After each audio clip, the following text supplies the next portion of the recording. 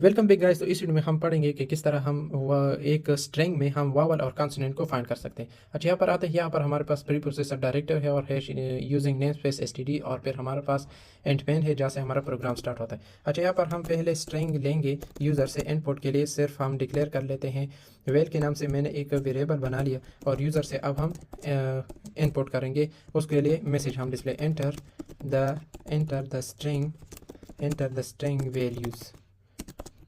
User के लिए हम कहेंगे कि यहाँ पर एंटर करें। अच्छा, इसमें हम यूज़र एंटर करेगा, और यहाँ पर हम दो वेरिएबल बना लेंगे। एक बना लेंगे वावल के नाम से, जिसमें हम क्या स्टोर करेंगे, ज़ीरो को स्टोर करेंगे, और एक बना लेंगे कॉन्सोनेंट के नाम से, और इसमें भी हम ज़ीरो स्टोर करेंगे। अच्छा, यहाँ पर हम एक फॉर लूप लगाएंगे जो हमारे पास ज़ीरो से स्टार्ट होगा और लेस देन हमारे पास वेल डॉट लेंथ तक हमारे पास जाएगा।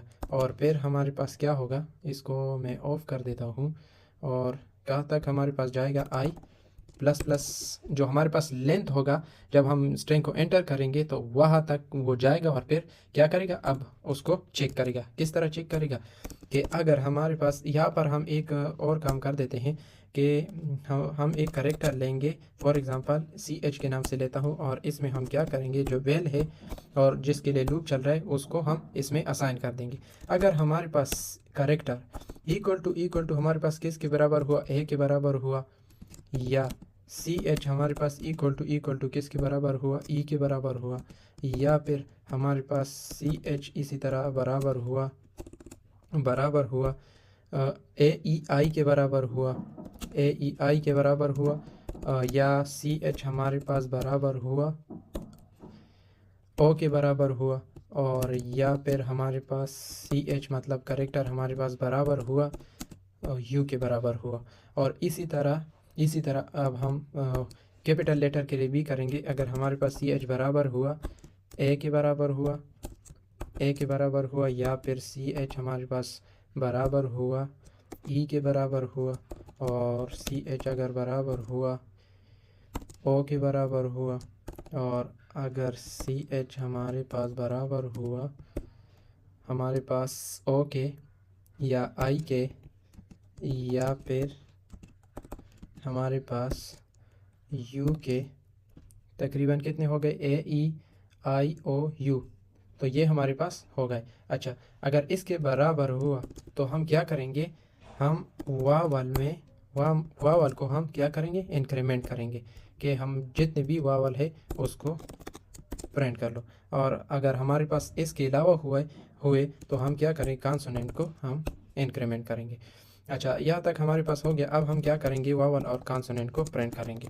हमारे पास जो वावल है, वावल हमारे पास स्ट्रिंग में आ जाएंगे वावल के नाम से, और फिर हम लगा देंगे इंडेल, और फिर हमारे पास कॉन्सोनेंट को हम प्रिंट कर लेंगे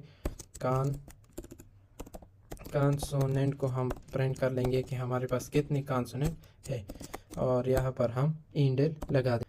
अच्छा, तो अब हम इसको रन करते हैं कि इसका आउटपुट हमारे पास किस तरह आता है, किस तरह करता है। अच्छा, यहाँ पर हम कुछ स्ट्रिंग डालेंगे। For example hello world, this is string. For example इसने वावल कैलकुलेट किए 2 और कॉन्सोनेंट कैलकुलेट किए 3, क्योंकि इसने तो सिर्फ इसके लिए कैलकुलेट किया, बाकियों के लिए तो कैलकुलेट ही नहीं किया। तो इसकी वजह यह है कि हमने यहाँ पर स्ट्रिंग के लिए हम इस तरह फिर नहीं यूज़ कर सकते जो आल स्ट्रिंग होते हैं। फॉर एग्जांपल ये सिर्फ इसको कैलकुलेट करता है, वन वर्ड को कैलकुलेट करता है, ये आल को नहीं कैलकुलेट कर सकता। बीच में अगर हमारे पास स्पेस आ जाए इस तरह तो वो उसको कैलकुलेट नहीं करता। इस वजह से तो इसके लिए अब हम क्या करेंगे, इसके लिए हमारे पास एक मेथड है जो हम उसको इस तरह हम इनिशियलाइज़ करेंगे, इस तरह हम। अच्छा, अब हम रन करते हैं, और यहाँ पर मैं डालता हूँ या इनपुट करता हूँ hello world, this is string of C++ programming. अच्छा, अब हम इसको एंटर करते हैं। अच्छा, तो इसने कम्प्लीटली वावल भी कैलकुलेट किया और कॉन्सोनेंट भी कैलकुलेट किया। तो इस तरह हम वावल और कॉन्सोनेंट को कैलकुलेट कर सकते हैं। तो आज के लिए इतना ही, मिलते हैं नेक्स्ट वीडियो में। Thank you.